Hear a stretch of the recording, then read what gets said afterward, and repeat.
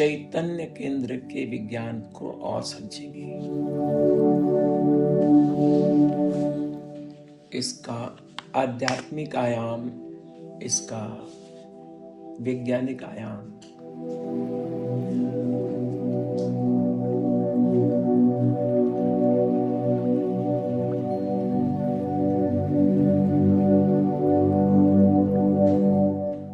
एक बार किसी यात्री की सड़क पर कार खराब हो गई, रुक गई। उसने कारीगर को बुलाया, स्पेशलिस्ट को बुलाया और उस कारीगर ने गाड़ी के किसी स्थान पर 3 बार हथौड़ी मारी और गाड़ी ठीक हो गई और चलने लगी। तो उसने पूछा स्पेशलिस्ट से, कारीगर से, कि कितने पैसे हुए? उसने कहा 1000 रुपये। उसने कहा 3 हथौड़ी मारने के 1000 रुपये? उसने कहा नहीं साहब, हथौड़ी मारने के तो सिर्फ 1 रुपये है, हथौड़ी कहाँ मारनी है इसके 999 रुपये।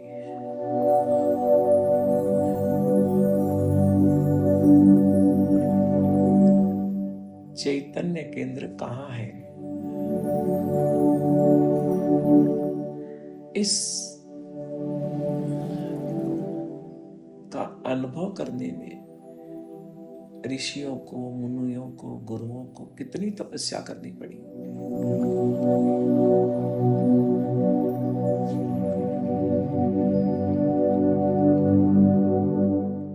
वैसे ये जो चैतन्य केंद्र है, ये आत्मा की खिड़कियां हैं। जैसे नदी होती है, कहीं कुछ गहरा ज्यादा होता है, सघन होता है, कहीं गहराई कम होती है। ये चैतन्य केंद्र हमारे शरीर के सघन स्थान है, जहां से सीधा संपर्क हमारा हमारे स्वयं से होता है, आत्मा से होता है। पर यह सुप्त है। चैतन्य केंद्र का ये जो प्रयोग है, ये इन सुप्त केंद्रों के जागरण की प्रक्रिया है।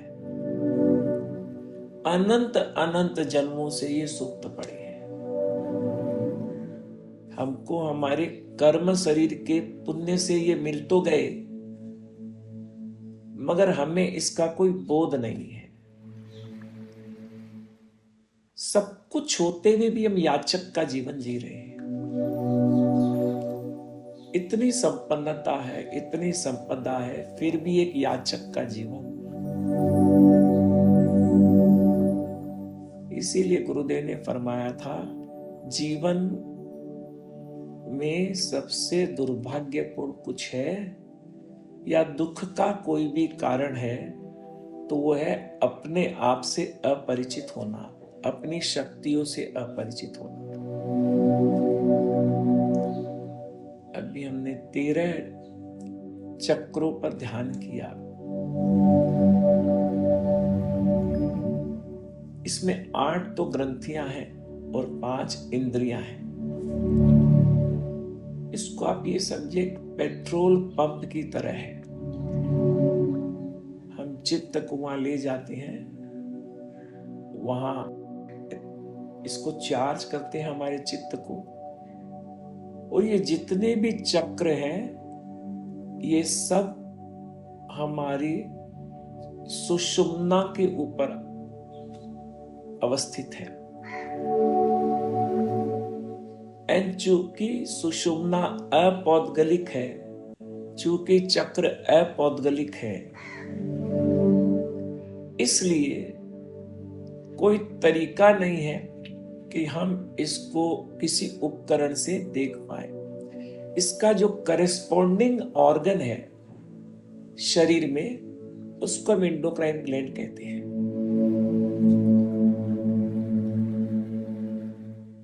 ये चक्र हमारे जीवन में हमारे कल्याण के लिए बहुत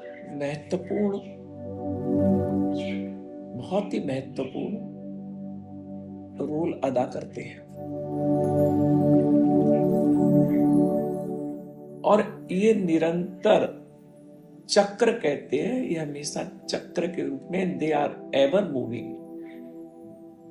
आपके जीवन में कोई भी विचार आया, कोई भी अनुभव आया, कोई भी भाव आया, तो ये चक्र एक प्रकार से डेटाबेस है।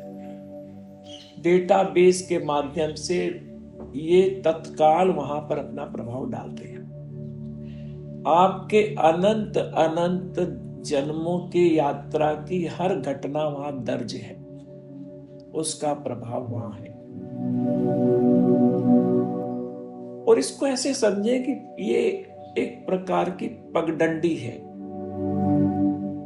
इसका चरम है हमारा ज्ञान केंद्र, शक्ति केंद्र से पड़ाव है। एक एक पड़ाव में हम थोड़ी देर रुकते हैं। ये पगडंडी है। अंतिम जो शिखर है, जो चरम है, वो हमारा ज्ञान केंद्र है। इसको ऐसे भी समझ सकते हैं कि ये हमारे शरीर के अंदर वाद्य यंत्र है, म्यूजिकल इंस्ट्रूमेंट। इनमें लयबद्धता हो तो जीवन में लयबद्धता हो। हार्मोन्स की लयबद्धता और संतुलन हमारे स्वस्थ जीवन के लिए, चाहे वो फिजिकल हेल्थ हो, चाहे वो मेंटल हेल्थ हो, चाहे वो इमोशनल हेल्थ हो, अति आवश्यक है। और जैन दर्शन के अनुसार ये हमें प्राप्त हुए हैं हमारे जो 8 कर्मों में से कर्म शरीर है, उसके प्रभाव के कारण। कर्म शरीर हमारे स्थूल शरीर के कार्यों को नियंत्रित करता है। मनुष्यों में इतनी विविधता भी क्यों है? एक स्वस्थ है, एक बीमार है, एक बुद्धिमान है, एक सुस्त है, एक बहुत ब्राइट है, एक बहुत डल है, एक बहुत होपफुल है, एक बहुत होपलेस है। ये सब अब तो मेडिकल साइंस भी समझने लग गया, हमारे हार्मोन, न्यूरो हार्मोन स्त्राव के कारण और उसके संश्लेषण के ऊपर निर्भर करते हैं। इसका बाहर से कोई संबंध है ही नहीं। बाहर की परिस्थितियों से आपके स्वास्थ्य का, मेंटल हेल्थ का कोई संबंध नहीं। इनका संबंध आपकी चक्रों की अवस्थाओं से है। आनंद केंद्र आपका ब्लॉक है तो कितना कुछ भी आप कर ले, आपके जीवन में हैप्पीनेस नहीं आएगी। कितना ही हैप्पीनेस के साधन जुटा ले, कितना ही सुविधाएं प्राप्त कर ले, you will not be happy person. चक्रों से कुछ भी संभव है। चक्रों को सशक्त बनाना, जीवन को सशक्त बनाना है। ये ऐसे ही है जैसे हम कार की ट्यूनिंग करते हैं। चक्र तो है, सब कुछ उपलब्ध है, ट्यूनिंग नहीं की तो उनमें जंग लग गई। जितना ट्यूनिंग करेंगे उतना उसका प्रभाव आपको अपने जीवन में दिखेगा। और सच तो ये है कि आपके जो भी समस्याओं का अनुभव कर रहे हैं, जीवन में जो भी समस्याएं हैं, संभवतः ये असंतुलित या अवरुद्ध चक्रों के कारण है। इसको जैन दर्शन की भाषा में हम अंतराय कर्म कह सकते हैं। उपलब्ध तो है मगर उपयोग नहीं कर पाते। अब आप इसको ऐसे समझ सकते हैं, कितनी भी कठिन परिस्थितियां हो, कितनी भी विकट परिस्थितियां हो, आप अपने मार्गदर्शन के लिए अपने अंतर ज्ञान पर, अपने अंतर्दृष्टि पर भरोसा कर सकते हैं। और आपका अंतर ज्ञान कभी भी विफल नहीं होता है, कभी भी आपको मिसगाइड नहीं करता है, क्योंकि आपने अपने तीसरे नेत्र को, उसकी शक्ति को अनलॉक कर लिया। अभी बिजनेस में बात होती है unlocking the wealth. This is unlocking your resources which is available to you. Maslow ने, आप लोगों ने बिजनेस मैनेजमेंट पढ़ा हो, हायरार्की ऑफ नीड, उसकी अंतिम नीड जो होती है वह सेल्फ एक्चुअलाइजेशन, आत्मबोध, आत्मोपलब्धि, जो धन से, सत्ता से, प्रतिष्ठा से सबसे ऊपर है। और ये स्थान हमारे चुंबकीय क्षेत्र है, मैग्नेटिक पावर है। जैसे इनकी ट्यूनिंग करते हैं, अपने आप उस प्रकार के पुद्गलों को ये आकर्षित करना शुरू कर देते हैं। बस केवल ट्यूनिंग की आवश्यकता है।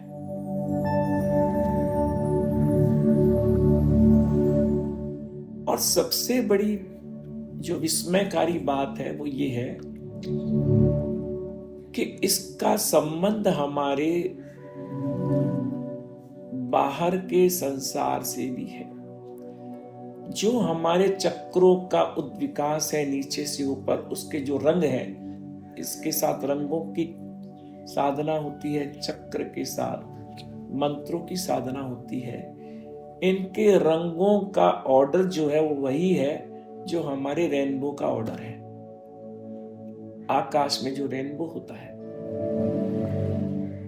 उसके रंगों का जो ऑर्डर है वही हमारे चक्रों का ऑर्डर है, विग्योर।